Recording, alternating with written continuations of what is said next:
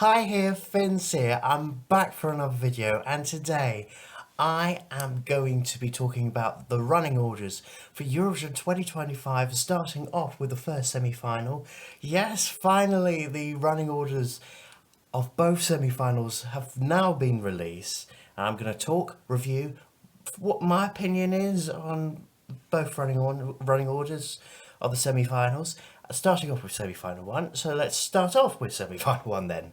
So opening the show will be Iceland, followed by Poland, Slovenia, Estonia, Ukraine, Sweden, and Portugal. And then in the second half, continue off with Norway, Belgium, Azerbaijan, San Marino, Albania, Netherlands, Croatia, and closing the show will be Cyprus. I should also point out the automatic qualifiers will also perform their 3-minute track in the semi-final, but they won't be competing for votes. They'll just take it like a mini break or a small, tiny interval act as part of the semi-final. So we will have Spain in between Estonia and Ukraine, Italy between Belgium and Azerbaijan, and the host country Switzerland in between near the end of the show near Croatia and Cyprus. So yeah, so I think when it comes to running orders at Eurovision, I think there are four positions that everybody talks about, everybody always thinks about. It's the opener, who's going to get second, who's second to last, and who's closing. So Iceland, the producers decided to open with Iceland, which was an option, definitely. They could have opened up with Sweden. I think maybe Sweden would have been a better option. But I do think Sweden is still a contender to win the semi-final in this semi. So, do you open with your best acts? Well, the most popular acts of Sweden. So I think Iceland. It's upbeat, it's fun. It's not one of my personal favourites, but it will start the semi-final off with a bang of some sort.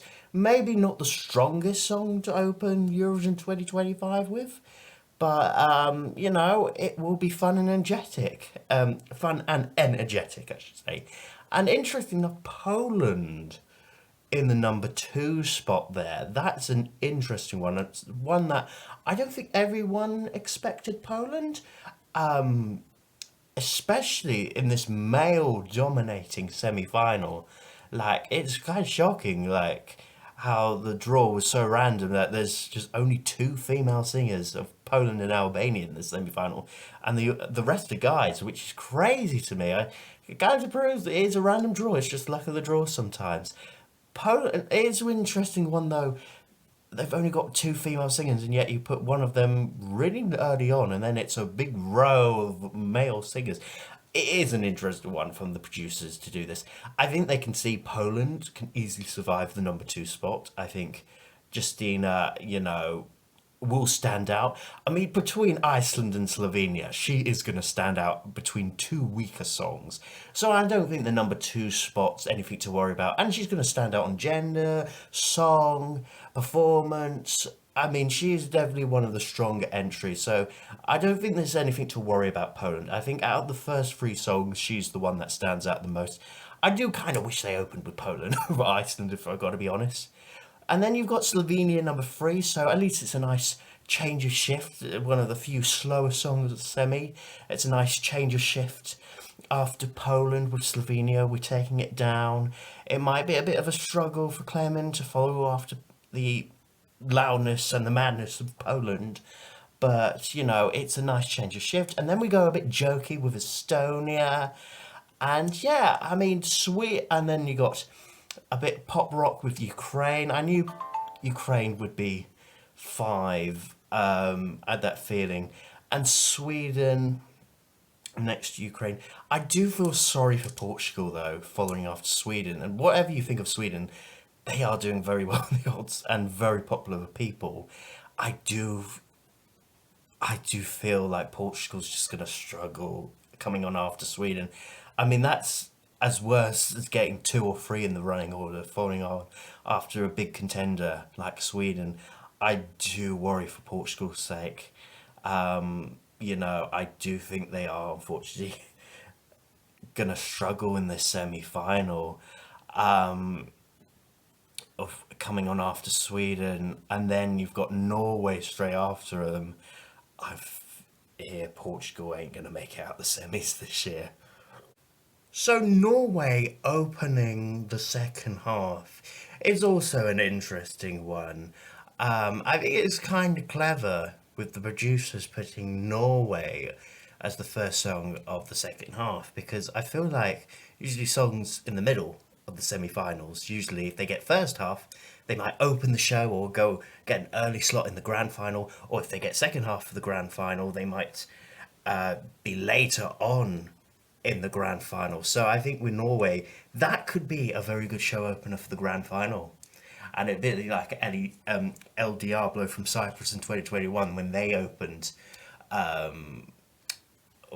in their when they opened their second half for Cyprus in 2021 in their semi-final, and they got first half in the grand final. They opened the grand final, so I could see a similar pattern for Norway. I think Norway's in a good position. I mean, coming on after sleepy Portugal, I think it is definitely going to wake people up.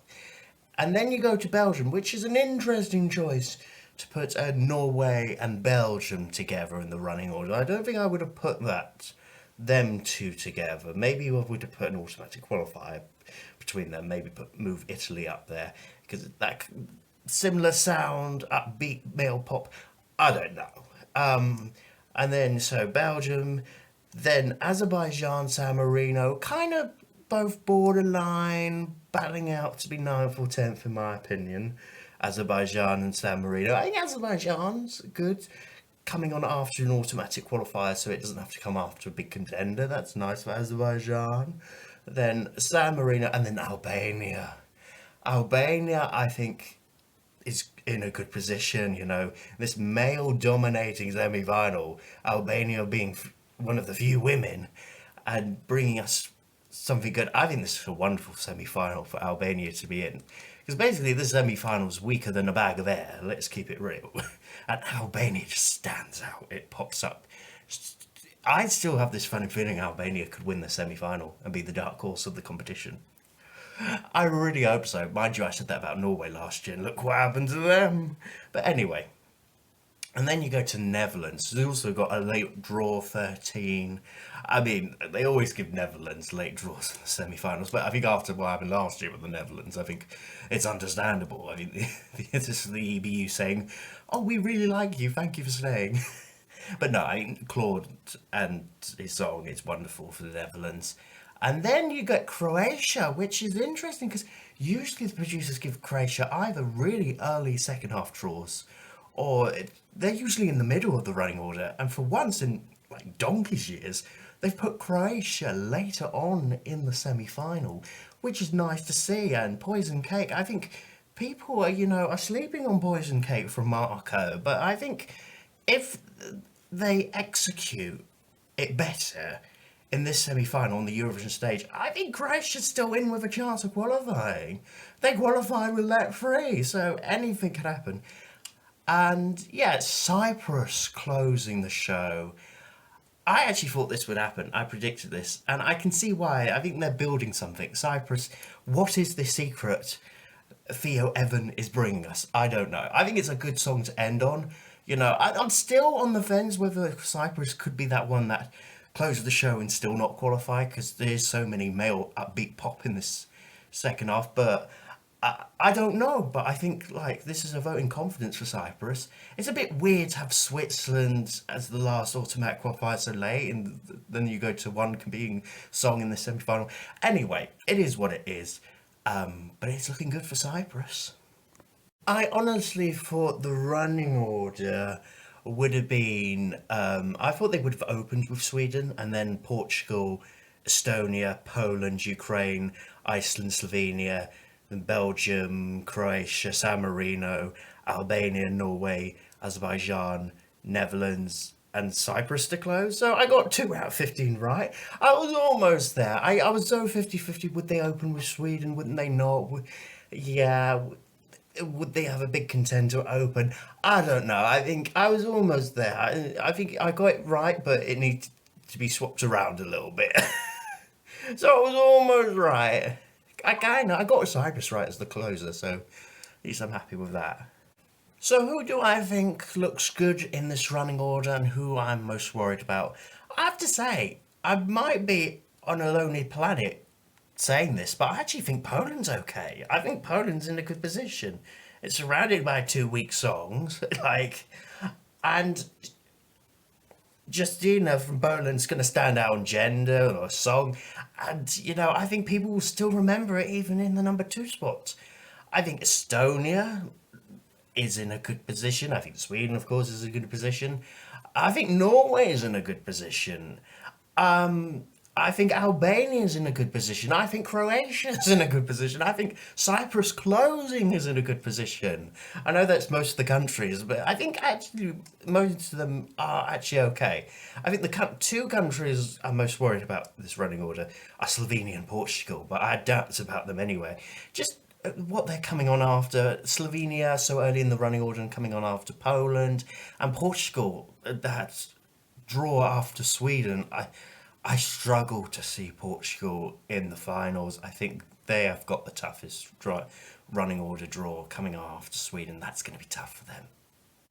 Anyway, what do you think of the running order for semi-final one for Eurovision 2025? Comment down below in the comment section below. Like and subscribe this video, and I'll be back for semi-final two running order a little bit later. Until then, goodbye people, goodbye.